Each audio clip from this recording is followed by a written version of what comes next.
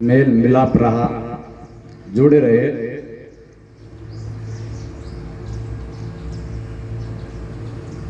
और महाराज जी का जन्म उत्तर प्रदेश के रेणी गांव में पूनिया गोत्र में हुआ और लगभग 15-16 वर्ष की अवस्था में उन्होंने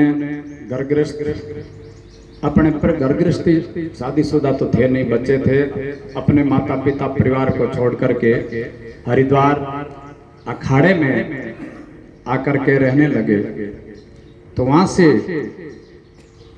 परमानंद जी बंसी वाले बाबा बिश्नोई बाड़ा को संभाला करते थे और उन्होंने स्वामी राजेंद्रानंद जी के अंदर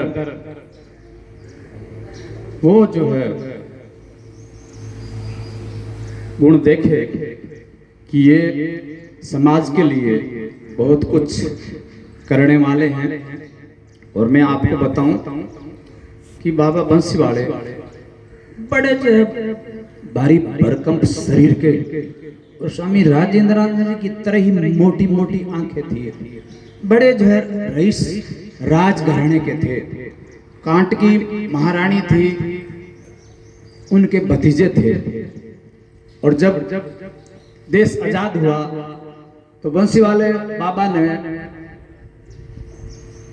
छोड़ दिया घर परिवार कि अब जो है जब हमारे हाथ से ये राजगद्दी और राजघराना चला ही गया तो हम भी चलते हैं। तो वो भी आकर के हरिद्वार में रहने लगे, बिश्नोई बाड़ा में। और बिश्नोई वाड़े को अपने मेराना धोरा धाम के संस्थापक बाबा ब्रह्मदास जी के गुरुजी थे आसाराम जी। आसाराम जी संभाला करते थे और गंगा के किनारे आसाराम जी के नाम से हवेली बनी हुई थी, उस समय उसको आसाराम जी की हवेली कहते थे। तो बंसी वाले बाबा वहां आकर के बैठे तो उनको पता चला कि ये जगह, इस पे अधिकार है मेरना धोरा पे रहने वाले बाबा ब्रह्मदास जी का। तो उन्होंने फिर महाराज जी ब्रह्मदास जी के पास में समाचार भेजा कि स्वामी जी ये आपकी जगह है, संभालो।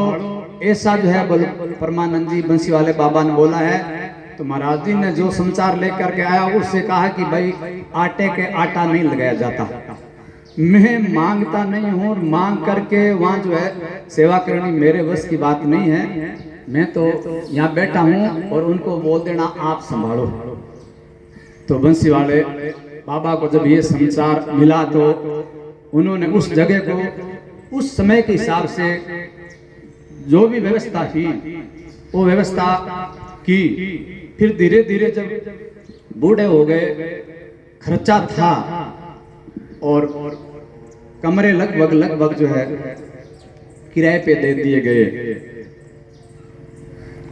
वहां जाने वाले यात्रियों के लिए कोई व्यवस्था सुविधा रही नहीं।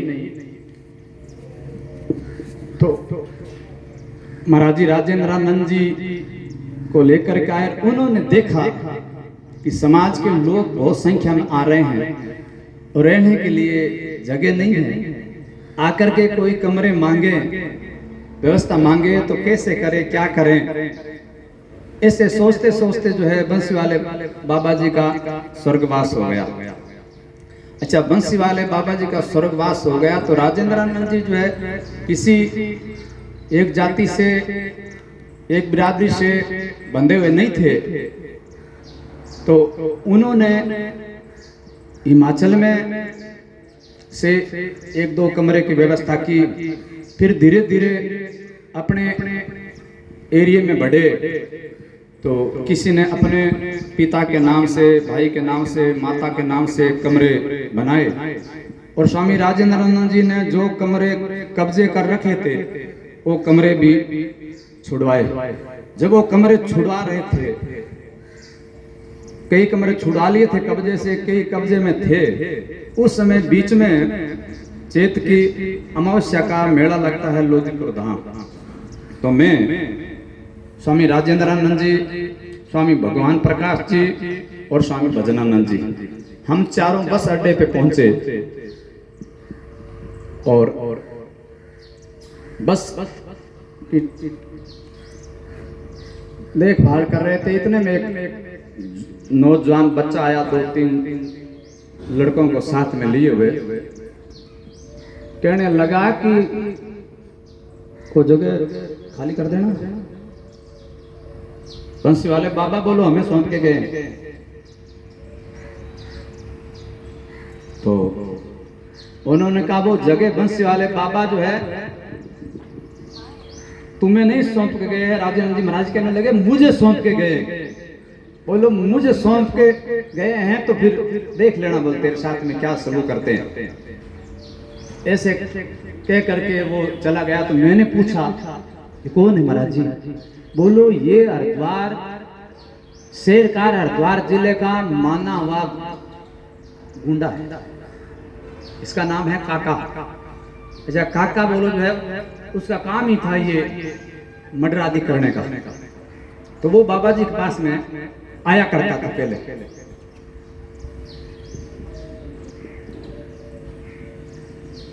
हम लोधीपुर जा करके वापिस आए तो महाराज जी फिर हम तीनों को छोड़ करके बस रात रुके वापिस। तो मैंने कहा साथ में चलेंगे। बोलो साथ में क्या चलेंगे?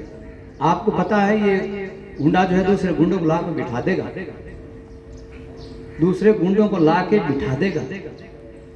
तो महाराज जी के पास में भी रेणी में उधर जो है जवान लड़के बहुत थे। तो महाराज जी जो है 5-4 लड़कों को लेकर के आए, भाई आप यहाँ रहो, आश्रम को बचाना जरूरी है।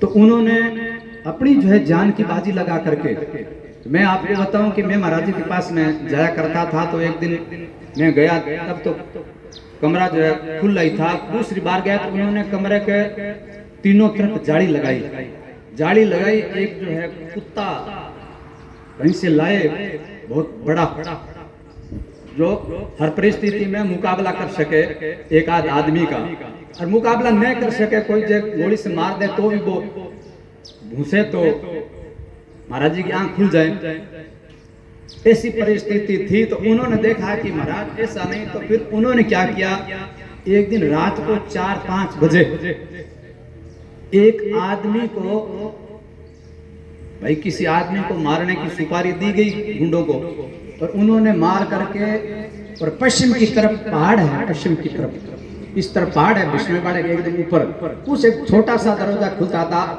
2.5 फुट का, और वहां मार करके घेर दिया। और इस ढंग से घेरा कि जब भी कोई भी जो वकील केस लड़े तो ये कह सके कि भाई यहाँ आश्रम से निकलते हुए इसको चोट मारी गई है। अब सुबह महाराज जी उठे तब तो पुलिस आश्रम में पहुंच गई। कहने लगी चलो। बोलो क्या बात? बोलो बात क्या है? आदमी मार दिया। कह रहे क्या बात है? तो वहां अपने बिश्नोई थे कोतवाली में, ऋषि राम जी को या ऋषि राज जी को। तो महाराज जी ने उनको फोन किया। तो महाराज जी ने पुलिस वालों से कहा कोई बात नहीं, महाराज जी आ जाएंगे, आप आ जाओ, वापिस आओ। बोले महाराज जी अपने आप आ जाएंगे। तो वो पुलिस वाले चले गए, महाराज जी गए। तो दूसरे जो है ऊपर तक उन गुंडों ने जो सांठ गांठ कर रखी थी, भाई जैसे हो कैसे हो इनको फंसाना है, तो इस आश्रम में हमारा कब्जा हो।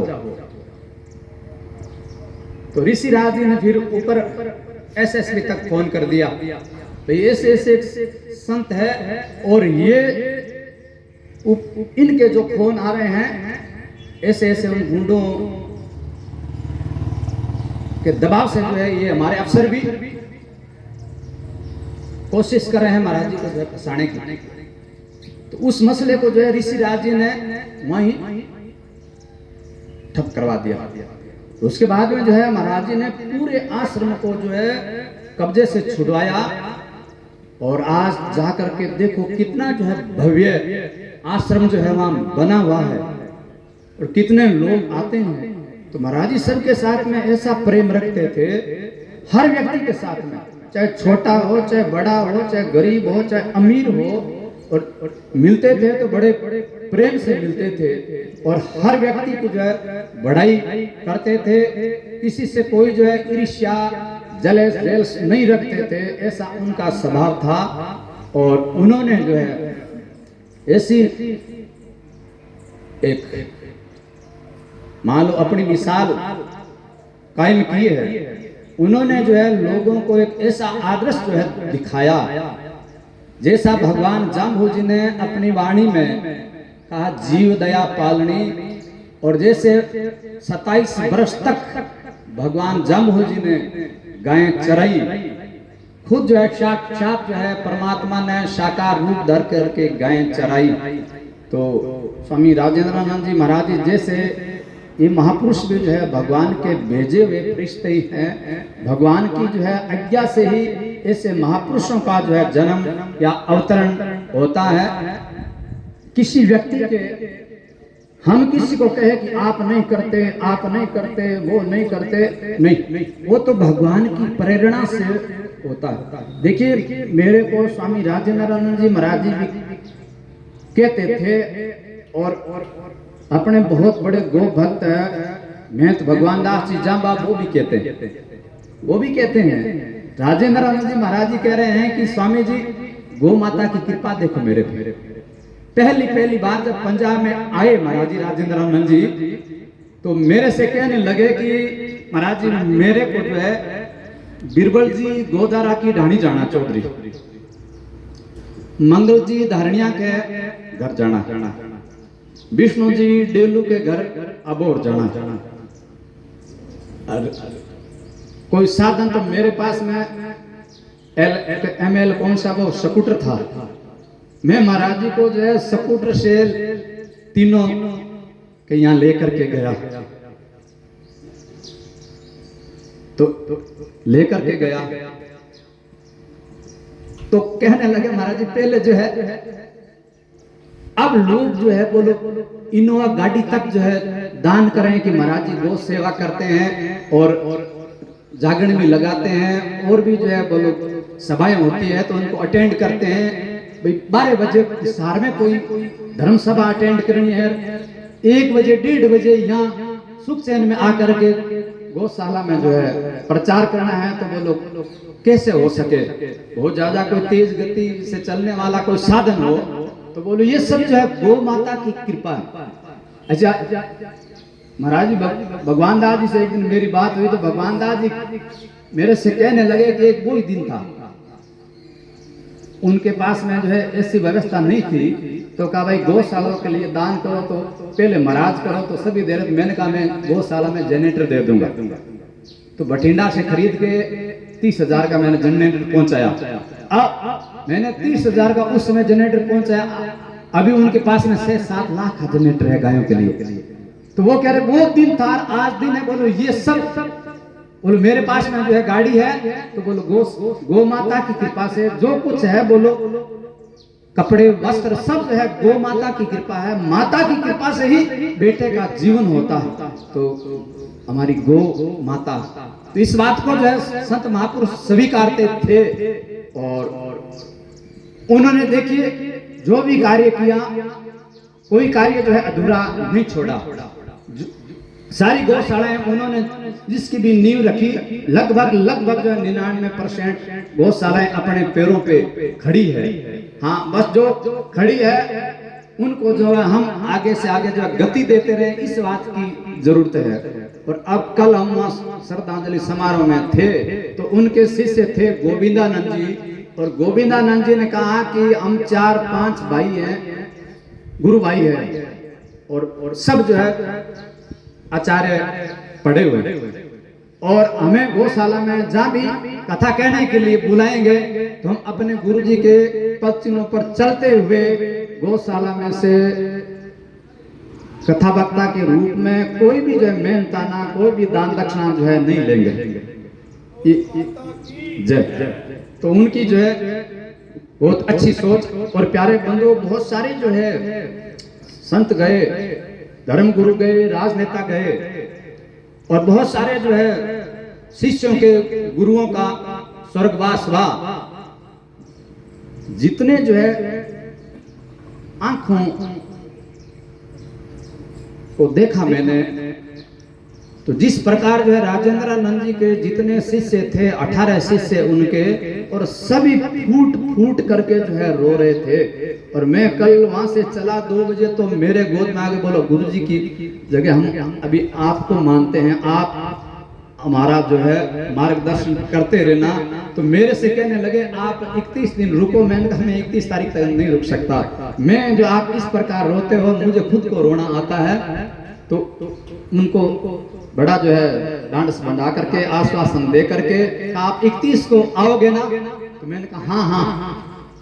तो रामशरण दास जी के साथ में पड़े हुए हैं सभी। तो कहने लगे रामशरण दास जी को यहाँ छोड़ दो। मैंने कहा बहुत सारा अभी मेला था, कथा थी, काम है, मेरे हाथ में चोट लगी, मैं कुछ लिख भी नहीं सकता, इसलिए लेके जा रहा हूँ। तो रामशरण दास जी को आप वापिस भेज देना।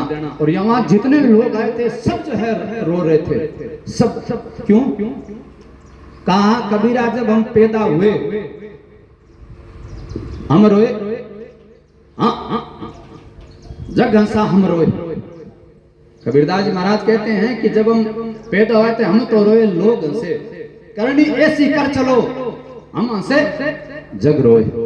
देखिए ये जो है कहावत, ये जो है उक्ति, ये जो है उदाहरण कहाँ और किस समय, अभी इस समय होते हैं कि ऐसा काम करके गए हैं कि सभी लोग जो है रो रहे हैं। तो इस प्रकार की जो है भावभीनी अपनी जो है श्रद्धांजलि सभी लोगों ने यत्र तत्र सर्वत्र जो है संपूर्ण जो है बिश्नोई समाज और बिश्नोई समाज से और स्वामी राजेंद्रानंद जी से जो जुड़े हुए लोग थे, सभी ने उनको जो है अपनी तन मन धन से महाराज जी को श्रद्धांजलि अर्पित की। और देखिए मैंने एक वीडियो सुना कि वो नशे पत्ते का विरोध करते थे, बड़े अच्छे ढंग से प्रेम से पास में बुला करके और पीठ में थापी लगा करके, किसी को डांट के फटकार के, किसी का अपमान करके, तौहीन करके नहीं कहते थे, कंधे पे हाथ रख करके कहते थे बेटे ये नशे है ना,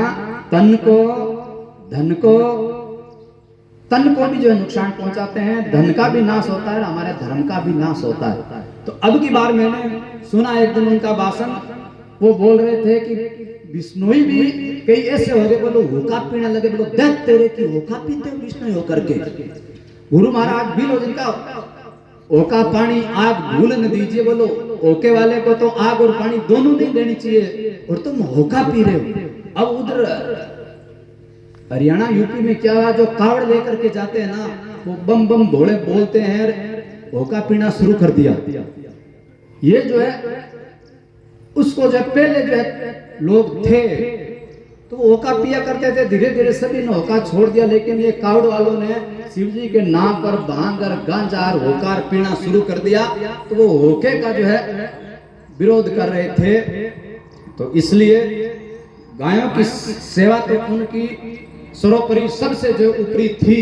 उसके बाद में गुरु महाराज जामो जी के 29 नियमों का, गुरु महाराज जामो जी की वाणी का उन्होंने प्रचार प्रसार किया, कोई जो है कसर नहीं छोड़ी। और समाज में प्रचार प्रसार करने के लिए अपने जो है 18 जो है शिष्य भगवे वस्त्रधारी जिनकी फौज जो है छोड़ करके गए हैं। इसलिए कोई जो है मायूस न हो कि भाई अभी कथा तो उनके शिष्य हैं, चेले हैं, अभी वो बच्चे हैं, कोई आते हैं नेता वगैरह, तो उनको इतनी जो है बड़ाई बुराई करनी आती नहीं है। कथा तो बहुत अच्छी तरह से कहनी आती है, लेकिन वो सबको जो है लड़ा लिया करते थे, तो वो धीरे धीरे सीख जाएंगे।